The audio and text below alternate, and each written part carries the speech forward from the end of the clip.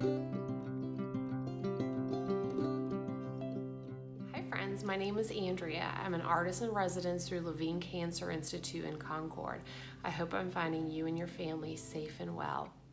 So we're going to play along with the fall spirit of things and learn how to draw an apple. And it's not a far cry from what you would typically think. An apple is a circle, it's a sphere, and there's your sphere or your circle, and then you plop a stem on it, right? So truly, it's not that far off from how any child would approach it. It's just a few more steps to get to a little bit more finished looking apple. So let's actually start this in the same way. Now I would highly encourage, don't dream up an apple. Literally grab one, sit one down in front of you on the table, and you're gonna see an image here of mine and the perspective in which I'm looking at it.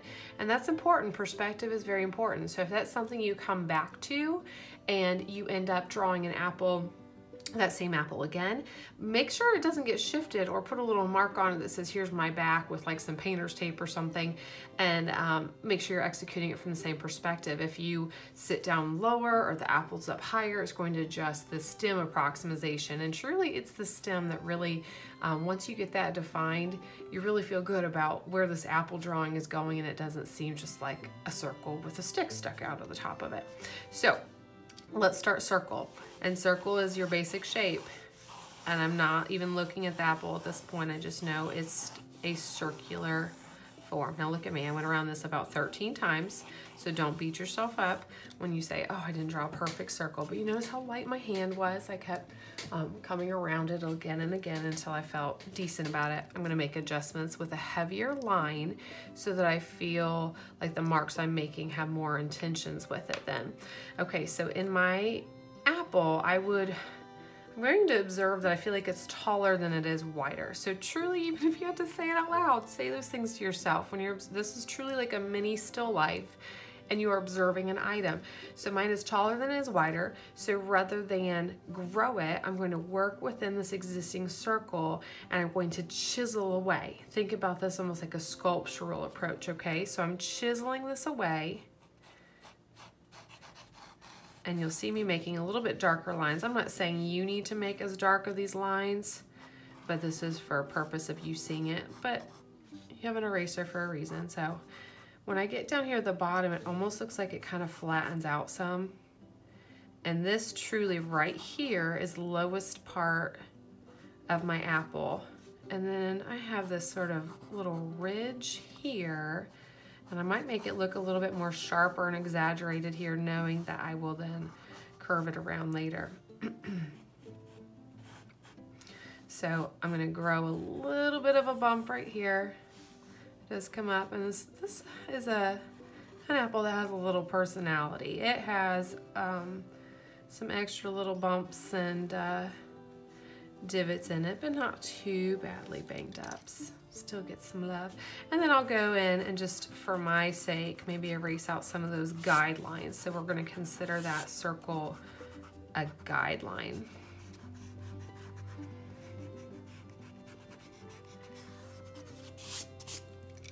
And you can't see my face, but if you could see what my head was doing right now, it is bouncing back and forth from drawing to item.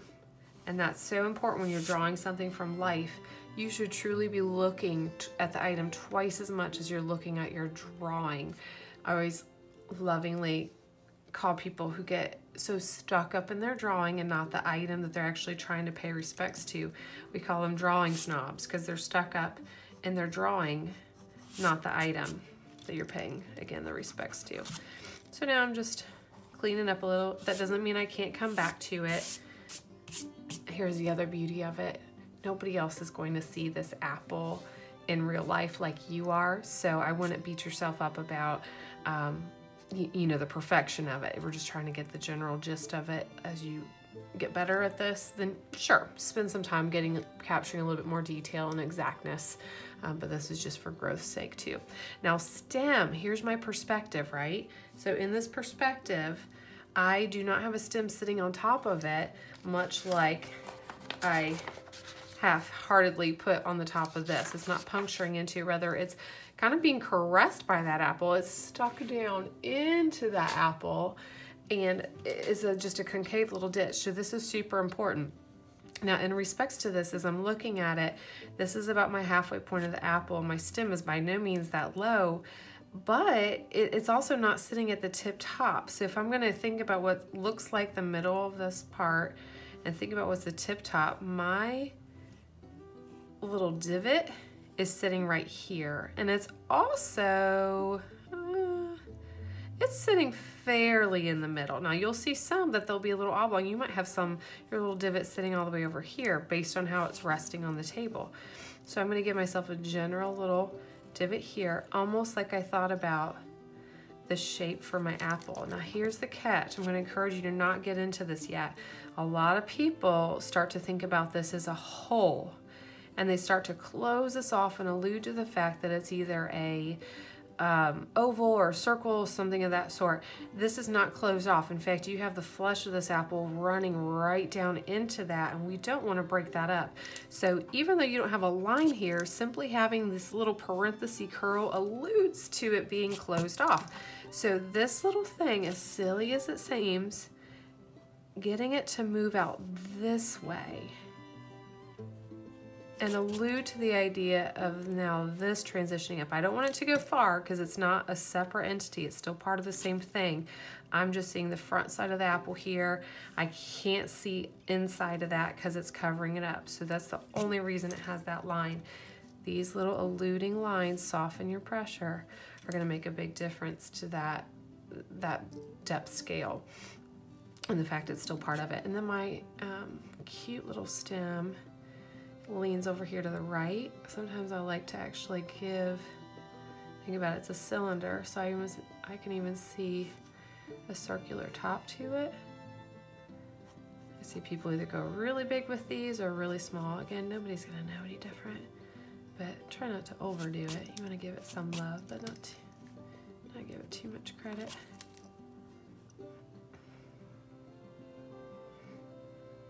Okay. I'm liking the scale of that, I mean, in perspective to how big this is, to what that is. And then I am gonna come in and just put in what would be a little personality dip. Mine has a little movement up right there and dips down a little bit here. But this is gonna contact to that line. I can't see that stem any further. I don't draw what I cannot see. And then when it comes to just simple lines, I can go in then later with a medium, whether it's a pastel, color pencil, watercolor paint, you name it. I don't want it to be about the pencil lines if I'm coming back in with another medium. If this is for sketch purposes, yeah, I want to give the pencil a little bit more power. And I have these kind of yellowish, brownish movements, or this like deeper value reaching to a deeper value down there. And that's something I could really get into with like a sketching set. But again, I'm thinking about this more as a mere single pencil sketch. But these lines, if you have a transition of colors and whatnot, you'll notice how they almost have this fireworks sprout coming from here. And they pour out over here. And then they come up from that line and move down. I don't want to be too heavy here. Some of it's reserved for color. Some of it might be more of a shape. So it's not so much a line, but it's a shape of a color section. I even have little speckles and polka dots, so I might, again, put in a few shape ideas. And where it rests, of course, is going to have a little bit of a grounding point. I'm not going to spend too much time on it, just to give myself a little bit of an idea of the form of it. Notice how quick I am. But all of them kind of hug it now because we're dealing with a sphere. It's no longer just a shape. It has some depth to it. Give a little bit of darkness here. But again, I would end up using probably a graphite pencil set in order to really add some wild values and allow for some highlights. Otherwise, you can just kind of sketch in the idea of a highlight there. and go from there. So I hope not only do you enjoy munching on an apple a day, but that you pay a little bit more respect to it before you bite into it, and think about its shape and its form and its uniqueness, and imagine how you would capture it on paper and pay it that justice. I hope you all have a great time drawing some apples. Take care, my friends.